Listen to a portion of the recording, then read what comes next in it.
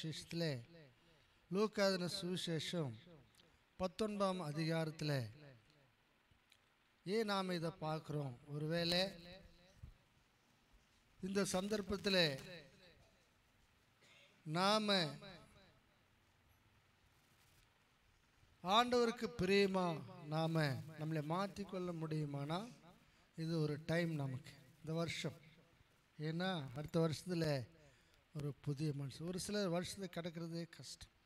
ஒரு வருஷத்தை நாம் கிடக்கும்போது அந்த வருஷம் ஒரு ஞாபகக்குறியாக நம்ம வாழ்க்கையில் அது நினைவு சின்னமாக மாறி போகுது. இந்த வருஷத்தில் தான் நான் ரட்சிக்கப்பட்டேன், கடைசி நேரத்தில் நான் ரட்சிக்கப்பட்டேன், கடைசி மாதத்தில் நான் ரட்சிக்கப்பட்டேன், கடைசி மாதத்தில் தேவன் என்னோடு பேசினார். இந்த மாதிரி சில அற்புதங்களை தேவன் செய்யக்கூடியவர், அற்புதங்களை செய்யக்கூடியவர். ஆகாப்பு ராஜா ரொம்ப இச்சையோடு இருந்தான் இந்த ராஜா. அப்போது எலியா வந்து அவர்கிட்ட பேசினாரு, இந்த நீ எடுத்துக்கொண்டதும் நீ கொலை செய்து. இந்த வார்த்தையை ஆகாப்பு கேட்டபோது என்ன பண்ணனா, ரெட்டுடித்தினான் என்று பார்க்குற ஒரு ரெட்டுடித்தினான். ஏன்னா அது ஒரு சங்கம். அதான் சொன்னார், நான் இவன் நாட்களிலே நான் இதை செய்ய மாட்டேன். ஒரே செகண்டில் அவருடைய மனசு தேவனுடைய எச்சரிப்புக்கு தன்னை தாழ்த்தி கொண்டது. அதுதான் கடைசி காலம். நினிவே பட்டணத்துக்கு 40 நாள் கொடுத்தாரு 40 நாள் கொடுத்தாரு. இந்த 40 நாளுக்குள்ளே இந்த நினிவே அழிக்கப்படும். யோனா மூலமாக இந்த ஜனங்க செய்தியை கேட்டாங்க. ஆனால் என்ன பண்ணாங்க, என்ன யோசிச்சாங்களாம், ஒருவேளை தேவன் நம்மேலே மனதிருங்குவார். பாருங்கள், யோனா புத்தகத்தில் நாம் ஒருவேளை தேவன் நமக்காக மனஸ்தாபப்படுவார் என்று என்ன பண்ணாங்க, ராஜா முதல் சிறியோர் பெரியோர் மூலம் ரெட்டுடுத்தி சாப்பிடாம என்ன பண்ணாங்க, மன்னிக்கும்படி மரணத்துக்கு இந்த பட்டணத்துக்கு விரோதமாக சொல்லப்பட்ட இந்த வார்த்தையானது தேவன் அதை மாற்றும்படி என்ன பண்ணாங்க, அவங்க முறையிட்டாங்க. ஆண்டவர் பார்த்தாரு, என்ன பண்ணா, கர்த்தர் அவளை பார்த்து மனஸ்தாபப்பட்டார்.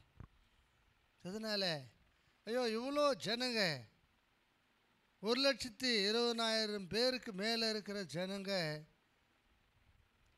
இவங்களை நான் அழிக்கிறது எப்படி? இவ்வளோ ஜனங்களை நான் அழிக்க முடிவு பண்ணினேன் என்ன பண்ணா, மனஸ்தாபம். எப்போ அவங்க தன்னுடைய தவறுகளை அவங்க உணர்ந்து அவங்க ஆண்டவருக்கு பயந்து அதை விட்டு விடும் பொழுது, அதான் சொன்னாங்க, அதான் சொல்லுது வேதம், அவங்க கையின் கிரியைகளை விட்டு விட்டார்கள், பட்டங்களை விட்டு விட்டார்கள். அதுக்கு இல்லைன்னா அறிவாள்களை மண்வெட்டிகளை உருவாக்கி கொண்டார்கள். எப்போ பார்த்தாலும் சண்டை, எப்போ பார்த்தாலும் யுத்தம், எப்போ பார்த்தாலும் போராட்டம், எப்போ பார்த்தாலும் பிரச்சனை, எப்போ பார்த்தாலும் என்ன இல்லை, சமாதானம் இல்லை பட்டணத்தில். ஆண்டவர் இந்த சத்தத்தை தான் சொல்கிறாரு, ஆபேலுடைய ரத்தம் என்ன பண்ணுது, எங்கிட்ட பேசினது. இப்போது நாம் செய்யக்கூடிய ஒவ்வொரு காரியங்களிலும் ஆண்டவருடைய பிரசன்னத்துக்கு அது எட்டுகிறது. அதே அவரை தாழ்த்தி ஜெபிக்கும்போது அதுவும் அவருடைய பிரசன்னத்தில் எட்டுகிறது. அதனால் இது கடைசி, இந்த வருஷத்தில் கடைசி இன்னும் ஒரு 2 ஹவர் அந்த மாதிரி தான் இருக்கும். ஆனாலும் இந்த நேரத்தில் நம் இருதயங்களை நாம் ஆராய்ந்து பார்க்கணும். ஏன்னா இந்த சுவிசேஷத்தில் கஷ்டமான வார்த்தைகளை ஒரு சில காரியங்களை பார்க்குற 19 லூக்கா 19:16 வசனத்தில் 16 வசனம் சொல்லுது, 17 வசனம் லூக்கா அவனுடைய ஊரார் அவனை பகைத்து இவன் லூக்கா 19:41 வசனம். தப்பா சொல்லிட்டேன். அவர் சமீபமாய் வந்தபோது நகரத்தை பார்த்து அதற்காக கண்ணீர் விட்டு அழுதான். இந்த நகரத்தை பார்க்குறாரு. எவ்வளோ இவங்களுக்கு என்ன இருந்து எவ்வளோ சுவிசேஷங்கள் சொல்லப்பட்டது, எவ்வளோ அற்புதங்கள் அவங்களுக்கு முன்பாக நடத்தினாரு. ஆனாலும் என்ன பண்ணல, ஒருத்தன் கூட அவரை மதிக்கலை. அவருடைய வார்த்தையில் ஒரு மனுஷன் கூட விசுவாசிக்கலை. அப்பேற்பட்ட ஒரு நகரம், ஐயா இவ்வளோ வெளிப்படையாக வந்திருந்தோம், இவ்வளோ வெளிப்படையாக அற்புதங்களை செய்திருந்தோம், ஏன் என்ன இவங்க ஏன் இவங்க என்ன நம்பலை, ஏன் இவங்க என் வார்த்தையை விசுவாசிக்கலை, இவங்களுக்காக வந்திருந்தோம், ஏன் இதை இவங்களால் உணர முடியல, ஏற்றுக்கொள்ள முடியல, ஏன் அவனுடைய இருதயம் இப்பேற்பட்ட ஒரு கடினமாக, ஒரு அறியாமையினால, ஒரு குருட்டாட்டத்தினால, ஏன் இவங்களுடைய இருதயம் இவங்களுடைய இருதயம் ஏன் இவ்வளோ பொல்லாப்பானவைகளாக இருக்கிறது. அதான் சொல்கிறார் யோவான் சுவிசேஷத்தில், பொல்லாங்க செய்கிற எவனும் தேவனை பகைக்கிறான். ஒரு மனுஷன் தப்பு செய்யக்கூடியவனாக இருந்தால் என்ன பண்ணுவான், நன்மையானதில் சொல்லும்போது, நல்லவைகளை சொல்லும்போது அப்பேற்பட்டவங்களை எதிர்க்க ஆரம்பிப்பான். அதான் பரிசுத்த பவுல் தன்னுடைய சுவிசேஷத்தில் சொல்லியிருக்கிறார், நான் சத்தியத்தை சொன்னேன், நான் சத்ரு ஆனேன். உண்மையை பேசினா இதுதான் உண்மை, இதுதான் உன் வாழ்க்கையில் நடக்க போகுது, இதுதான் உனக்கு நடக்க போகுது. நீ இவ்விதமாக வாழ ஆரம்பிச்சா, இவ்விதமாக நீ எதிர்க்க ஆரம்பிச்சா, உன்னுடைய குணம் இந்த பாவத்தில் இருந்தா இதுதான் உனக்கு நடக்கும் என்று பரிசுத்த பவுல் கண்டித்து கடிந்து கொள்ளும் போது என்ன பண்ணாங்களாம், எதிரியா நினைச்சிட்டாங்களாம். நான் சத்தியத்தை சொன்னதுனாலே சத்ருவானேன். பாரு மனுஷனுடைய இருதயம் எப்படி இருக்கு. பொல்லாங்க செய்கிற எவனும் என்ன பண்றான், ஒளியை பகைக்கிறான். தன் கிரியைகள் கண்டிக்கப்படாதபடி, அதான் பார்த்து சொல்ற, அவர் சமீபம் வந்தபோது நகரத்தை பார்த்து அதற்காக கண்ணீர் விட்டார். பார்த்தீங்களா, ஒரு மனுஷன் மனம் திரும்பாத போது, ஒரு மனுஷன் இயேசு விசுவாசிக்காத போது, ஒரு மனுஷன் இயேசுவை நம்பாத போது, ஒரு மனுஷன் தன்னை தாழ்த்தாத போது தேவன் உனக்காக துக்கப்படுவார். தேவன் உனக்காக துக்கப்படுவார். சாதாரண நம்முடைய பிள்ளைங்க ஏதாவது நமக்கு பிரியமில்லாத நடக்கும்போது, ஏதோ அவமானம் கொண்டு வரும்போது, இல்லை கீழ்ப்படியாத போது நாம் துக்கப்படுறோம். ஆனால் இவர் கருவிலே நம்மளை உருவாக்கி நமக்கு நல்ல எல்லாவற்றையும் தேடி நாம் நடக்க வேண்டிய வழியே அவர் சொல்லி அவர் இவ்வளோ பேரை நடத்தும் போது அவர் எவ்வளோ நமக்காக அழையக்கூடாது சொல்கிறார். அவர் நகரத்தை பார்த்து கண்ணீர் விட்டார். இன்றைக்கி மனம் திரும்பலன்னு சொன்னால் ஆண்டவர் உன்னையும் இன்னும் பார்த்து கூட அழுவார். நாம் உண்மையாக நம் இருதயத்தில் ஒரு உண்மையான தேவனை குறித்த ஒரு பயம், ஒரு பக்தி, ஒரு ஆண்டவருக்குள்ள ஒரு வைராக்கியம், அவருடைய வார்த்தையில் ஒரு உண்மை, நாம் இப்படிப்பட்ட காரியங்களுக்கு நாம் செவி கொடுத்து நாம் அவருக்கு சரண்டராக விட்டா என்ன இருக்கும், கர்த்தர் நம்மளே பார்த்தா. அதான் சொல்கிறேன், இந்த சமீபம் வந்தபோது இந்த நகரத்தை பார்த்து, ஏன்னா இவ்வளோ பெரிய ஒரு நகரம், இவ்வளோ ஜனங்க கூடியிருக்கிற ஜனங்க, ஆனாலும் என்ன பண்ணல, என்ன அவங்க காணாதபடி அவனுடைய அவனுடைய கண்கள், அவங்க இருதயம் தான். அதான் சொல்கிறார் யார், ஏசாயா தீர்க்கதரிசி, கண்ணிருந்தும் குருடுகளாக இருக்கிறார்கள், காதிருந்தும் செவிடுகளாக இருக்கிறார்கள், வாயிருந்தும் ஊமையாக இருக்கிறார்கள். நான் அவர்களை குணமாக்காதபடி. பார்த்தீங்களா, யார் ஆண்டுடைய வார்த்தை கேட்க தன்னுடைய செவிகளை திறக்கலையோ, யார் ஆண்டவரை பார்க்க விருப்பம் இல்லையோ, ஆண்டவனை பார்க்க இருக்கலையோ, பிசாசு என்ன பண்ணுறான்? காதில் நாக்கில் வந்து நின்னுறான். நாக்கில் வந்து நிற்கலாம். எதையும் நீ செய்யக்கூடாது, நீ தேவனை துதிக்கக்கூடாது, நீ அவரை விசுவாசிக்கூடாது, நீ அவரை நம்பக்கூடாது.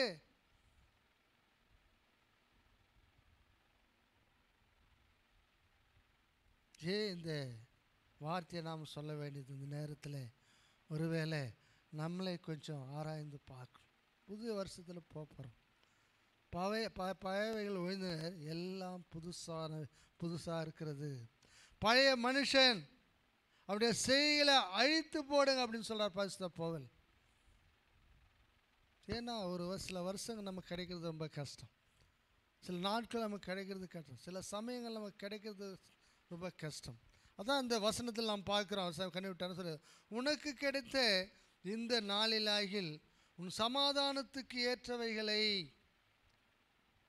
இங்கே என்ன பார்க்குறோம்? இயேசு ஆண்டவர் இந்த நகரத்தை பார்த்து, நகரத்துள்ள ஜனங்களை பார்த்து ஆண்டவர் பேசுகிறார், உனக்கு கிடைத்த இந்த நாளிலாகிலும். ஒரு கிஃப்ட்டு, அது மாத்திரமில்லை, ஒரு கிஃப்ட் அது மாத்திரமில்லை, அநேகருக்கு இல்லை, ஆனால் உனக்கு கொடுக்கப்பட்டது இந்த வாய்ப்பை பயன்படுத்திக்கிட்டால் பரவாயில்ல. வாய்ப்பை பயன்படுத்திக்கிட்டானா இருக்கும், அதில் ஆசீர்வாதம் என்ன பண்ணும்? உன் குடும்பத்தையும் உன்னோட பிள்ளைகளையும் நம்மளையும் சேரும். ஆனால் இங்கே என்ன சொல்லுது? உனக்கு கிடைத்த அந்த நாள் உன் சமாதானத்துக்கு ஏற்றவில்லை அறிந்திருந்தாயானால். யாரு அவர்? சமாதான கர்த்தர். ஏசாயா தீர்க்கதரிசி எத்தனோ வருஷத்துக்கு முன்னதாக இவரை குறித்து அவர் சமாதான கர்த்தர்.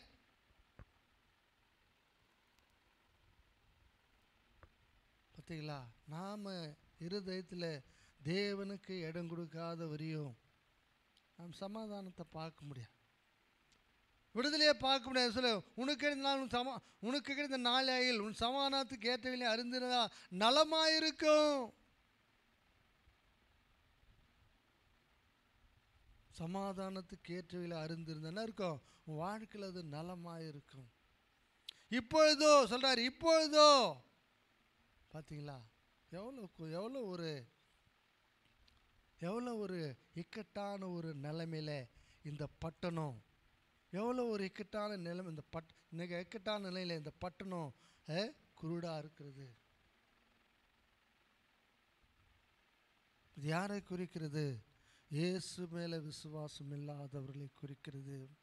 இயேசுடைய சுவிசேஷங்களுக்கு செவிசாய்த்து தன்னை தாழ்த்தி அவருடைய தாழ்த்தி அவருடைய உபதேசங்களில் நடக்க விருப்பம் இல்லாதவர்களை குறிக்கிறது. இன்னைக்கு இஷ்டத்துக்கு நாம் பக்தி செய்கிறோம், இன்னைக்கு இஷ்டமானா கோயிலுக்கு போவோம், இஷ்டம் என்ன பண்ண ஊரை சுற்றுவோம், தேவைன்னா ஜெபிப்போம், தேவைன்னா என்ன பண்ணுவோம், ஏதாவது வீண் காரியங்களை பேசுவோம், தேவைன்னா வேதம் வாசிப்போம், வீண் காரியங்களை பேசுவோம். தேவனை அறிகிறபடி அறிந்து கொள்ளவில்லை. ஆண்டவர் உனக்கு கொடுத்த இந்த நாட்களிலே என்ன பண்ண? உனக்கு எது சமாதானத்தை உண்டாக்குமோ அதான் ஆண்டவர் சொன்னார். யாரிடத்துல? மரியாளிடத்துல. மார்த்தாலே, நீ அநேக காரியங்களை கண்டு கலங்குகிறாய், தேவையானது ஒன்று. அது எது? இயேசு ஆண்டவருடைய வார்த்தை. தேவையானது ஒன்று, இயேசு ஒருவரே. நம்ம வாழ்க்கையில் இயேசு ஒருவரே நம்மளை நம்மை ஆதரிக்கக்கூடியவர், நம்மளை சுகப்படுத்தக்கூடியவர், நம்மை குணமாக்கக்கூடியவர். இயேசு ஒருவர் தான். உன்னுடைய வருத்தத்திலையும் உன்னுடைய நோயிலும் ஒரு மனுஷன் இருந்தான். எத்தனை வருஷம்? 38 வருஷம்.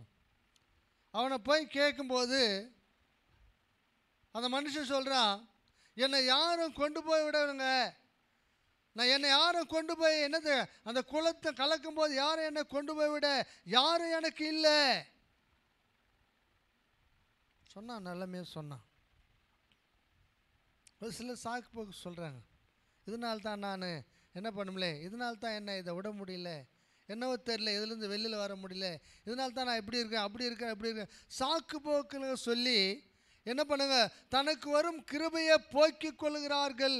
யோனா சொல்கிறாரு, நானும் இவங்கள பொய் பேசி அவங்களுக்கு வரும் கிருபையை போக்கிக் கொள்கிறார்கள்.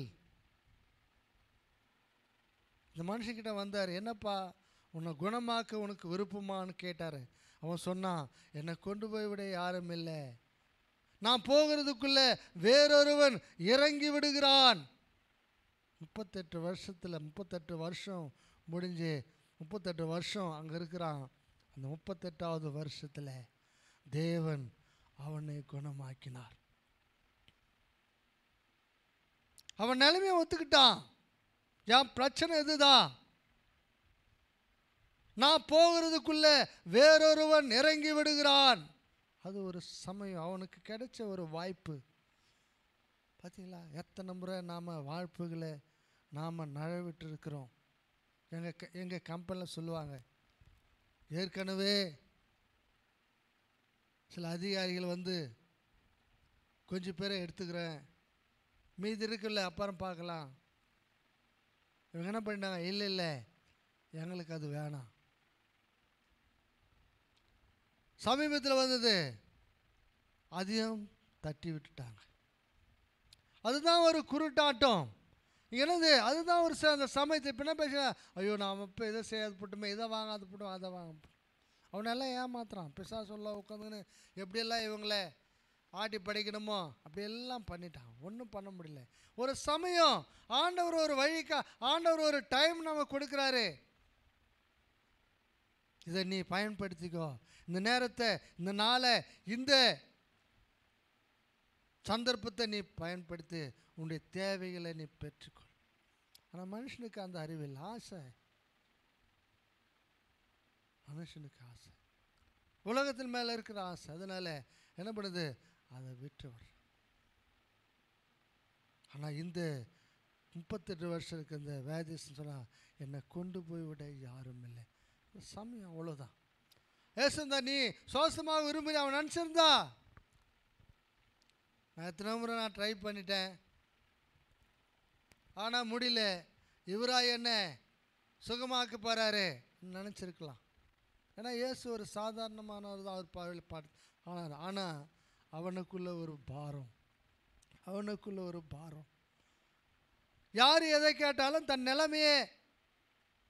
நிலைமையை அவன் அறிந்து அதை அவங்களிடத்துல பகிர்ந்து கொண்டான்.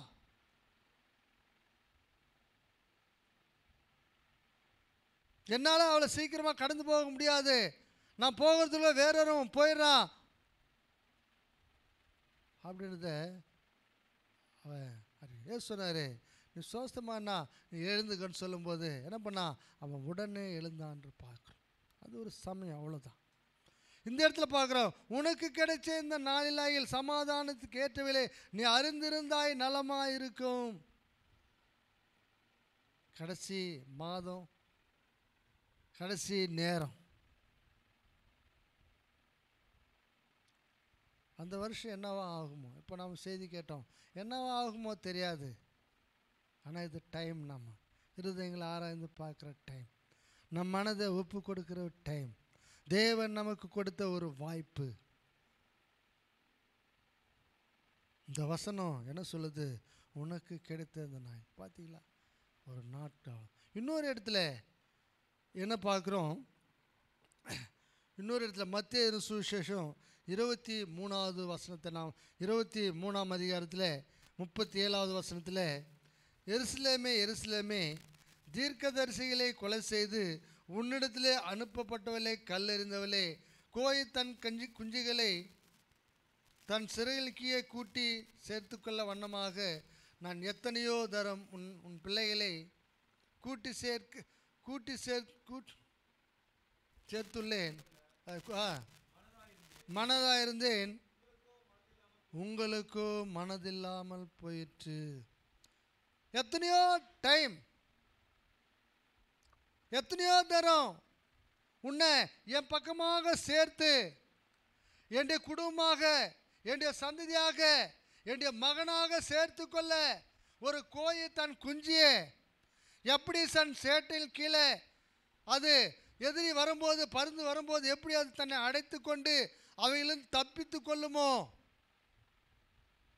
ஒரு சில கோளுங்க அப்படி தான், இது கத்தனோடனே ஒரு சில கோயில் கொஞ்சம் வராது. சில பருந்து வரதை பார்த்து இது கத்த உடனே ஒரு சிலது அப்படி தான் இருக்கான். மனம் திரும்பாத மனுஷன், மனம் திரும்பாத மனுஷன் அப்படி தான் இருக்கிறான். எதுக்கு சத்தம் பொழுது, ஐயோ பருந்து எதிரி வரான், ஆகினால வந்து என்ன பண்ணுவேன், என்னுடைய சேட்டைகளுக்குள்ளே அடைத்து கொள்ளுங்கள். அதான் சொல்கிறார் ரூத்தை பார்த்து, போவாசு, இஸ்ரேலுடைய சேட்டைகளுக்குள்ளே அடைக்கலமாக வந்த உனக்கு நிறைவான பலன் உண்டு. இந்த சுவிசேஷம் நமக்கு ஒரு அடைக்கலம். இயேசு ஆண்டவர் கிறிஸ்தவனுக்கு அவருடைய வார்த்தையை கேட்டு விசுவாசித்து அவர் தாழ்த்து தன்னுடைய காரியங்களை சரி செய்து விசுவாசிக்கிறவனுக்கு ஒரு அடைக்கலம். வாழ்க்கையில் நாம் இதை உணர்ந்து கொள்ளணும். ஆமாம் அருமையானவர்களே, இயேசு வருகிறதே ஒரு அற்புதம் தான். இயேசு விசுவாசிக்கிறதே ஒரு அற்புதம் தான். அவரை நம்புறது, அவருக்கு பயந்து வாழுகிறதே நம்முடைய வாழ்க்கையில் ஒரு ஆச்சரியம். ஏன் ஆச்சரியம்னு சொல்லும்போது இந்த மனசு ஏற்றுக்காது, இந்த மனசு ஏற்றுக்காது. அதான் சொல்கிறாரு, உன் சகோதரன் நேசிக்க முடியல, காணாத தேவனை எப்படி நேசிப்ப? உன் சகோதரத்தை அன்பு கூடாது, நீ காணாத தேவனிடத்தில் எப்படி அன்பு கூறுவ? மனுஷன் பார்க்கணும், ஏதாவது நடக்கணும், என் கண்ணு முன்னா பார்க்கணும். பார்த்தா அவர் சொல்கிறாரு, 3 வருஷம் இயேசுவோடு கூட இருந்த தோமா சொல்கிறாரு, நான் கையை விட்டு விளாவில் போட்டாலொழிய நான் இவர் தான் இயேசுன்னு நான் நம்ப மாட்டேன். 3 வருஷம் கூட இருந்தவருக்கு ஒரு டவுட் வந்துடுச்சு. அது மாத்திரமில்லை, தன்னை 12 சீசர்கள், நம்ம கூட இருந்த தன் சீசர்கள் சொல்கிற தன் சீசரில் கூட நம்பலை அவர். ஏன்னா அவருடைய அன்பு அவ்வளோ அற்புதமாக இருந்தது. அற்புதமான அன்பு அது. என்னடா நான் தகவல் சொல்கிறேன் பார்த்ததே, அன்பு சகலத்தையும் நம்பும், சகலத்தையும் விசுவாசிக்கும், சகலத்தையும் சகிக்கும். தன் சகோதரன் சொல்லி தன் சகோதரனுடைய கூட இருந்த சீசர் சொல்றதே தோமாவில் ஏற்றுக்கொள்ள முடியல. இருதயத்தில் அவ்வளோ ஒரு பெருமை. எனக்கு தெரியும் இவர் உயிர்த்தெழுந்துக்க முடியாது, இவர் ஒரு மனுஷன், இதுவரை நடக்கலை. அதுதான் அவருக்கு ஒரு பெருமை. ஏன்னா அவர் ஏசாண்டு இருக்கும்போது ஒரு மரணத்தை கூட அவரோடு மறிக்கலாம் என்று வைராகியமாக எழும்பினவர் தோமா. தன் சீசர்களுக்கு அந்த வைராகியத்தை கற்றுக் கொடுத்த ஒரு தோமா. ஆனால் இந்த சம்பவம் நடக்கும் பொழுது என்ன பண்ணல, இயேசுவை அவர் விசுவாசி. அவர் சொல்கிறத யாரும் நம்பல. உனக்குள்ள கிறிஸ்து அன்பு இருந்தா சீக்கிரமாக நம்முடைய கண்களை திறக்கும். என்ன செய்ய, கோயில் தன் குஞ்சுகளை குடிச்ச வண்ணமாக குடிச்சு, ஆனால் உன் பிள்ளைகளை கூட்டி சேர்க்க கொள்ள மனதாக இருந்தேன், உங்களுக்கு மனதில்லாமல் போனது. டைமு ரொம்ப போயிடுச்சு, சீக்கிரம் போயிடுச்சு. ஆகினால நான் மிருதயங்களை ஆராய்ந்து பார்க்கணும். ஆனால் ஆண்டவர் என்ன சொல்கிறார் பாருங்கள், இதுதான் இன்னைக்கு தேவனுடைய அன்பு. இந்த 2 சுவிசேஷங்களிலும் என்ன சொல்லுது, மனது. ஆனால் உங்களுக்கும் மனதில்லை. ஆனால் ஆண்டவர் எப்படி இருக்காராம் பாருங்கள். ஓசியா புத்தகத்தில் என்ன சொல்லுது பாருங்கள், 11ஆம் அதிகாரத்தில், ஓசியா புத்தகம் 11ஆம் அதிகாரத்தில்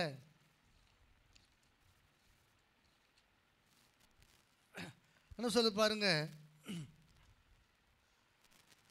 முதல்ல இஸ்ரவேல் இளைஞனாக இருந்தபோது நான் அவனை சிநேகித்து எகிப்தில் என்னுடைய குமாரனை வர வைத்தேன். அவர்கள் தங்கள் அழைக்கிற முகத்துக்கு வெளியே போய்விட்டார்கள். பாகாலுக்கு பயிட்டு விக்கிரகனுக்கு தூபம் காட்டினார்.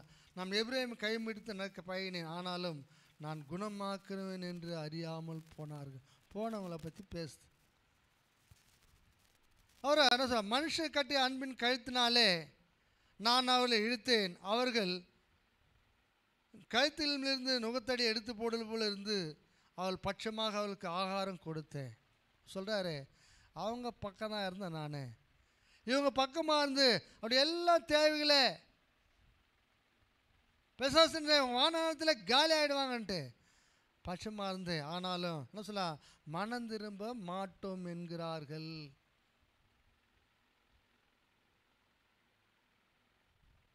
மனம் திரும்ப மாட்டேன் அவர்கள் எகிப்துக்கு திரும்பி போவதில்லை. ஆசிரியர் அவர்களுக்கு ராஜ் என்ன சொல்கிறார் இங்கே, மனம் தர மாட்டேன்றாங்க, ஆனாலும் நான் அவங்கள விட மாட்டேன். இதுதான் இன்னைக்கு உன்னை பின்தொடருகிற ஒரு சுவிசேஷம். அதான் சொல்கிறார் ஏசாயா தீர்க்கதரிசி, ஜாமக்கார வைக்கிறேன், ஜாமக்கார வைக்கிறேன், அவங்க எப்போதும் உங்களுக்கு விழித்திருப்பார்கள். என் உக்கிரவு கோபத்தினாலே செய்ய மாட்டேன், என் உக்கிரவு கோபத்தின்படி செய்ய மாட்டேன், எபிராமே அழிக்கும்படிக்கு. ஏனென்றால் நான் மனுஷனில் தேவனாக இருக்கேன், நான் நடுவிலே பரிசுத்தர் ஆகினாலே பட்டணத்துக்கு விரோதமாக வரேன். இப்போ ஏன் இந்த சுவிசேஷம், ஏன் இந்த வார்த்தை ஓசியா தீர்க்கதரிசினால கொடுக்கப்பட்டது? மனசில் அவர் யாரையும் அழிக்கிற என்ன இல்லை. அதான் சொல்லுது வேதம் கூட, ஒருவனும் கெட்டு போகாதபடிக்கு எல்லாரும் மனம் திரும்ப. அதனால தான் நமக்கு வருஷங்கள் மாறுது. ஆனால் அந்த இடத்துல போய் நின்றுட்டோன்னா ஒன்றும் பண்ண முடியாது. இது இன்னைக்கு நடக்கிற ஒரு வாய்ப்பு நம்ம வாழ்க்கையில். ஆண்டவர் நம்மளை பின்தொடர்ந்து என்ன சொல்ல, பட்டணத்துக்கு விரோதமாக. இதில் ஒரு சில வசனம் பார்க்கும்போது என்ன பண்ணுற, அவங்கள மாற்றுவேன்னு சொல்கிறார். ஒருவேளை இந்த வருஷத்தில் ஒருவேளை இது நடக்கும். நான் வேறு தான் ப்ரிப்பேர் பண்ணி வந்தேன், ஆனால் திடீர்னு இந்த காரியங்களை குறித்து சொல்லும்படி தேவன் எனக்கு ஒரு யோசனை உண்டாக்கினான்.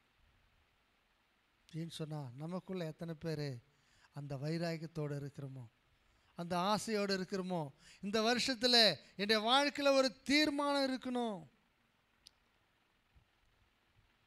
என்னுடைய சிந்தனையில் ஒரு தீர்மானம் இருக்கணும், என் உதடுகளில் ஒரு தீர்மானம் இருக்கணும், என் பார்வையில் ஒரு தீர்மானம் இருக்கணும் என்ற அந்த ஒரு வாஞ்சை நம்ம எத்தனை பேருக்குள்ள இருக்கிறத நாம் ஆராய்ந்து நீ நமக்குள்ள அப்படிப்பட்ட ஒரு வாஞ்சை இருக்கும். தேவன் அதை எதிர்பார்க்கிறார். அதனால் இன்னும் கடைசி காலம் கொஞ்ச நேரத்தில் நாம் இந்த வருஷத்தை நாம் கடக்கும். அதனால் நம் இருதயங்களை ஆராய்ந்து பார்த்து ஆண்டவர் சொல்கிறாரு, பட்டணத்துக்கு விரோதமாக வரேன். 2 காரியங்கள் நாம் பார்த்தோம். இன்னும் எரேமியா புத்தகத்தில் சொல்லுது, என் குமாரத்தி அறுப்பு காலம் சென்றது, கோடை காலமும் முடிந்தது, என் குமாரத்தியோ ரட்சிக்கப்படவில்லை. எல்லாமே யாரை குறித்து? விசுவாசம் இல்லாதவர்களை குறித்து, மனம் திரும்ப ஆசை இல்லாதவர்களை குறித்து, தேவனை நம்பாதவர்களை குறித்து. தன் இஷ்டத்துக்கு இஷ்டமானா பக்தி செய்கிறது, இஷ்டமானா கோயிலுக்கு வருது, இஷ்டமானா இல்லைன்னா நாம் நம்முடைய சொந்த காரியங்கள் நாம் பார்க்குறது. அப்படி இல்லை. ஒரு வாய்ப்பு ஆண்டவர் உனக்கு கொடுக்குறார். ஆண்டவர் ஒரு வாய்ப்பு கொடுக்குறார். அதனால் இந்த நாளில் என்ன வேதம் சொல்லுது, சேர்க்கிறவனா ஆசையாக இருந்தேன், மனதாக இருந்தேன், ஆனால் உங்களுக்கும் மனதில்லை. ஆகிய அருமையானவர்களே, இந்த ஓசியா புத்தகத்தின்படி ஆண்டவர் சொல்கிறாரு, படிப்பா 11:10 படித்து முடிச்சிடலாம். அவர்கள் கர்த்தரை பின்பற்றுவார்கள், அவர் சிங்கத்தை போல கெர்ச்சிப்பார், அவர் கெர்ச்சிக்கும் போது அவர்கள் சந்ததியார் மேற்கு திசையிலிருந்து நடுங்கி வருவார்கள். அவர் கெர்ச்சிப்பார் சொல்கிறாரு பட்டத்துக்கு. ஆனால் அவர் அதில் பின்பற்ற, அவர் சிங்கத்தை போல கெர்ச்சிப்பார்கள், கெர்ச்சிக்கும் போது அவர்கள் மேற்கு திசையிலிருந்து நடுங்கி வரும். ஒரு கிறிஸ்தவனுக்கு கொடுக்கப்பட்ட ஒரு செய்தி இது. ஆண்டவருடைய சத்தம் கேட்கும்போது நம்ம வாழ்க்கையில் பயம் உண்டாகணும், விசுவாசம் உண்டாகணும், நடுக்கம் உண்டாகணும். இதுதான் நடக்கும் அப்படின்னு இந்த ஓசியா தீர்க்கதரிசி சொல்லிருக்காங்க. ஒருவேளை இந்த சவகாசில் உண்மையிலேயே நம்மளோட இருந்த ஐயா அவங்க எவ்வளோ பாவம் பிரயாசப்பட்டார், எவ்வளோ கஷ்டமான நாம் பேசினா கூட கனிவோடு நடந்து கொள்ளக்கூடிய ஒரு பணிவான முன்மாதிரியை நமக்கு உண்டாக்கிக்கலாம். நம்ம யாரும் மறக்க முடியாது. உண்மையிலே வேதம் சொல்லுது, உங்களை நடத்தினவர்களை நீங்கள் ஆராய்ந்து பார்த்து அவர் வழிகளிலே நடங்கள். ஆகினால என்னைக்கு நம்ம வாழ்க்கையில் இந்த வார்த்தைகள் நிறைவேறணும்னா நமக்கு நடந்து காட்டின நம்ம ஐயாவை நாம் நினச்சி இந்த சபையில் இந்த சபைக்கு நாம் தூண்களாக நிற்கணும். இந்த சபைக்கு நாம் ஒவ்வொருத்தரும் இங்கு உள்ள ஒவ்வொரு குடும்பத்திலும் எந்த விதமான சேதாரம் உண்டாகாதபடிக்கு நாம் எல்லாரும் வாக்குத்தத்தங்களை பெற்றுக்கொள்ளும். குடும்பங்களுக்காக நம் வாக்குத்தத்தங்களை புதிய வருஷத்தில் வாக்குத்தத்தங்களை பெற்றுக்கொள்ளும். ஒவ்வொருத்தரும் நாம் ஜெபிச்சு வாக்குத்தத்தங்களை பெற்றுக்கொள்ளும். ஏன்னா சுவிசேஷம் அதை தான், இயேசு அதை தான் எதிர்பார்க்கிறார். அவர் அதான் நான் மனதாக இருந்தேன்னு சொல்கிறாரு. வேதம் சொல்லு, நான் மனதாக இருந்தேன். அப்போ ஆண்டவருக்கு மனசு இருக்குது. அவங்கள மாதிரி அந்த எருசலேம் நகரத்தை பாரு, அதே என்ன சொல்கிறது, உங்கள் பிதாக்கள் போல உங்கள் இருதயத்தை கடினப்படுத்தாதீங்கன்னு வேதம் சொல்லுது. அதனால நாம் வித்தியாசமாக இருக்கணும். வித்தியாசமாக அதை சொல்லுது, பேசுகிறவர்கள் நீங்கள் செவி கொடுத்தால். ஆகிய அருமையானவர்களே, நம்ம கேட்ட இந்த வார்த்தையை கொண்டு நாம் சுருக்கமாக நாம் ஜெபிக்கலாம்.